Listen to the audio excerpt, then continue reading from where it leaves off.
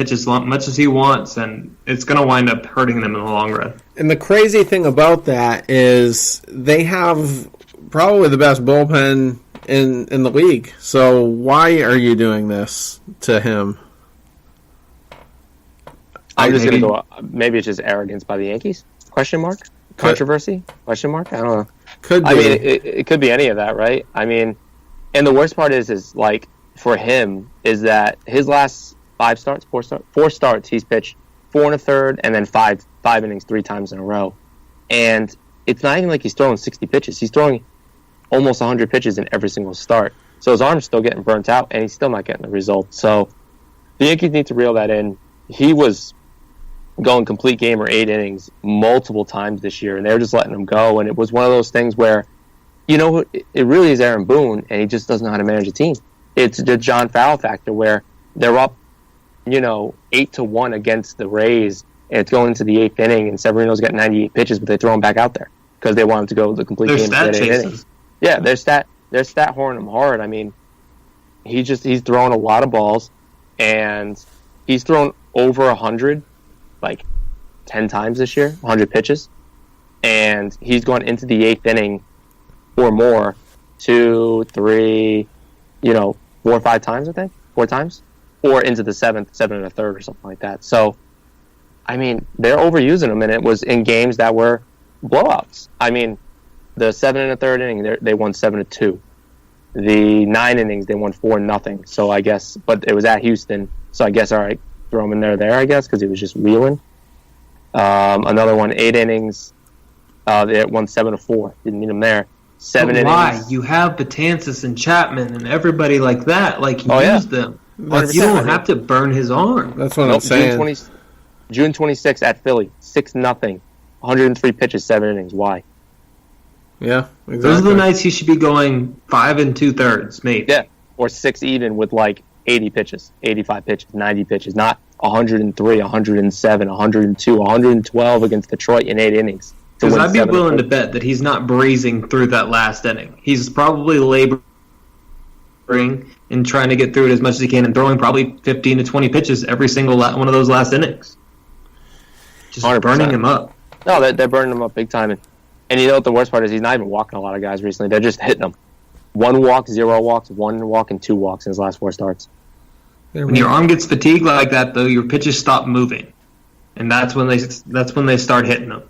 Yeah, big time. So Severino's in trouble to get back on. Not that we were off track, but we were, just kind of cruising with that before. But I think Pomeranz wins this one, and I think the Red Sox tied the series 1-1 right there.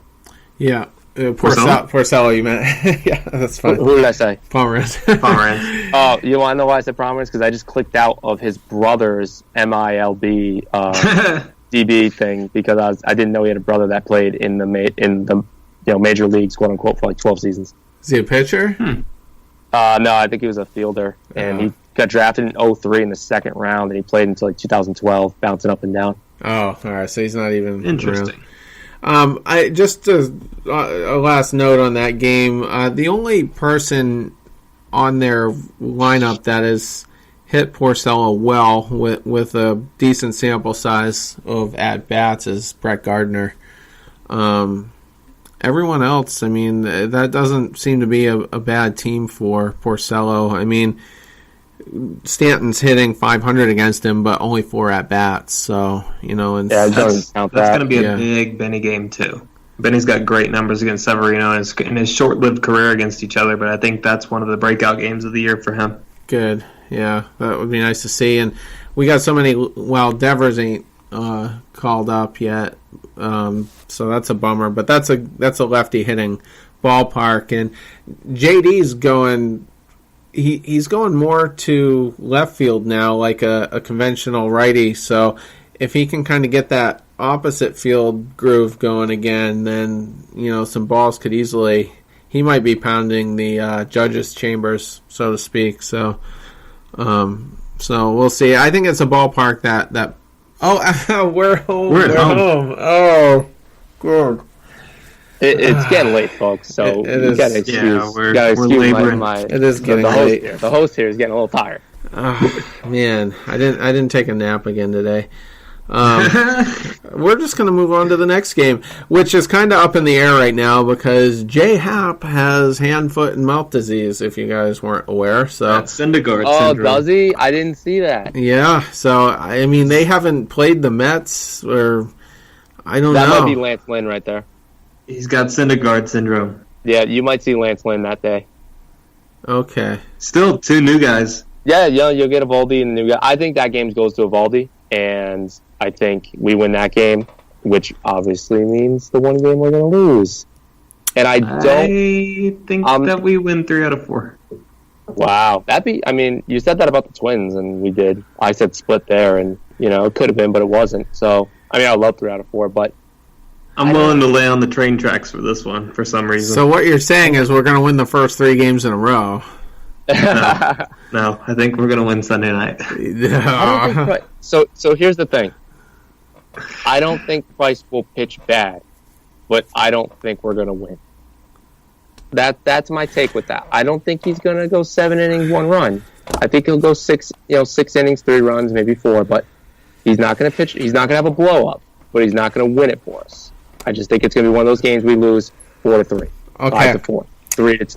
Sunday night baseball. Here's a little thing that I've been waiting to talk about, and it's about David Price. And like what Austin was just saying, that's a nationally televised game. That'll be on ESPN. This previous game was not, although I think the Orioles one was, but nothing to really be afraid of there. Here's a thing. The Yankees are his boogeyman. We know it. It's the team that all over again. There's Daddy. There's Daddy, absolutely. And so here's some of the controversies David Price has gone through, and there's an interesting pattern here. Go back to spring training of last season. There was that Boston Herald interview article where they follow him to work, and he kind of trashed Boston fans, and then the elbow started acting up, and that was down in Fort Myers. It wasn't in Boston. He didn't really have to face a ton of scrutiny. People were still recovering from football season at that point. So, and the Patriots did just win the Super Bowl right around then. So they were on a high a little bit. Yeah, so that kind of got kicked to the side, but he didn't really have to face the music for that.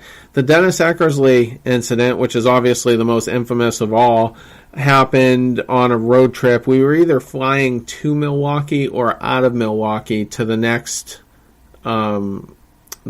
road series. That was one of the interleague series we had. So he didn't have to face the music for that either because he was on the road. So, and none of those away teams really gave a crap about it. They probably just laughed. And I couldn't wait for them to come home to play the Royals because I anxiously wanted to see if, the Fenway crowd would hold him accountable for that. And then elbow started acting up, whether it was legit or not, but he didn't face the music, so he kind of skated there. And then, interestingly, in the playoffs, he couldn't start. He just couldn't start. Yet he was pitching 70 innings out of the pen. So it's just kind of weird. I've always questioned the elbow. Fast forward to the carpal tunnel thing. Also on the road, he did not have to face the scrutiny of Red Sox fans. And then when he got to the appointment, the Red Sox put him through the whole gamut of medical tests, not just his hand, but they looked at his elbow, they looked at his shoulder.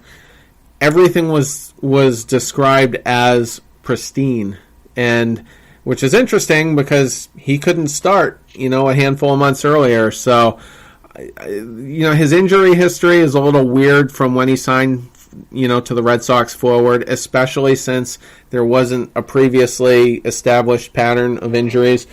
And all of those were on the road. None of them were at home. Go back before that one. I skipped over the start that he did have in April, which was a cold night, but he gave up. He got the ever-living shit beat out of him in the first inning. gave up 4 runs, got out of the game. It was a little weird, he said numbness in his hands, but he said like half hour later he was in the tunnel throwing, I don't know if it was a baseball, a bouncy ball, but he said he felt fine, whatever.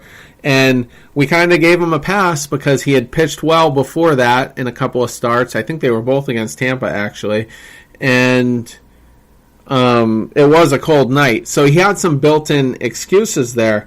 So the thing I'm getting at here is I think he chickened out that night. I don't think he wanted to get his ass kicked in front of the Fenway crowd. He didn't really have to be held accountable, firsthand by the Fenway crowd in any of those other controversies. So this Sunday night on national television, he's going to get held accountable, and there's no excuses, and we'll see how he performs. Like we were kind of saying in the earlier segment, that's it for him. Like that start is going to judge how he is utilized for the rest of the season. I feel like his postseason plans, we want him in the pen. I think we can all agree on that. But I mean, it doesn't always go the way we want it. So what they're thinking could be totally different from what we're thinking, regardless of how much sense it makes to us. And I don't know. I think the guy's I think there's something wrong with him, emotionally, and I'd be really surprised if he pitched a good game that night, especially if it goes awry real early. So I'm not going to get to see it, unfortunately. I'll have it on the radio, but anyway, that's my rant, and I just wanted to point out that little pattern because it's kind of it's kind of telling. I feel like it's true, and he's a big baby. We know this, and I think every Red Sox fan will admit that. And this is a big time for him to put up or shut up. And I agree. I think we all want him in the pen, and not even because it's I hate David Price. It's like he was just really fucking good in the pen, and we have other really good starters, and we can just shorten the game, and we can have Chris Sale go. We could throw Chris Sale games 1 and 3 if he just throws 5 innings. Realistically, if you think about it, and you have Dave Price go innings 6 and 7, and then anybody in the 8th and Kimbrel in the 9th. I mean, you legitimately could do that. So he's just, like Austin just said, he's a rock star. So I want him in the pen for that reason. But it would be nice if he could figure it out. Doesn't have to shut out the Yankees. Just be better. And for the Yankees, it's a big time for them as well. They have to not get swept or lose 3 out of the 4 here, or they're going to be in big trouble. They play 19 straight games in the next 19 days. They have an Orioles game tomorrow at 1, and then on their supposed to be scheduled day off on the 13th, they have the Mets make up. During that time, they play some bad teams, the White Sox, the Rangers, the Mets, the Blue Jays, but they're also playing the Red Sox. They're playing Tampa Bay, who they can't beat this year as well. They need to win, because all the Red Sox need to do is just tread water. Just match the Yankees, split the season series, and we'll be good. David Price knows this. He's not dumb. He needs to take advantage of the 5th day in a row they're going to be playing at night. Extremely injured. On an extremely injured team. He needs to take advantage. And just like Terry said, there's no excuse. There's literally no excuse here. They're injured. They're going to be tired. They're going to be playing catch-up. Unless they win the Oriole game, the first 3 games of the series, and all of a sudden all the pressure is back on us, which I doubt was going to happen. It could. I just doubt it. So, no excuses for David Price. I still want him in the playoffs for other reasons, but this could definitely mess with his psyche if he has a bad game and he hears it from Fenway in the media afterwards, because he can't hide anymore. Another thing that just kind of popped into my head,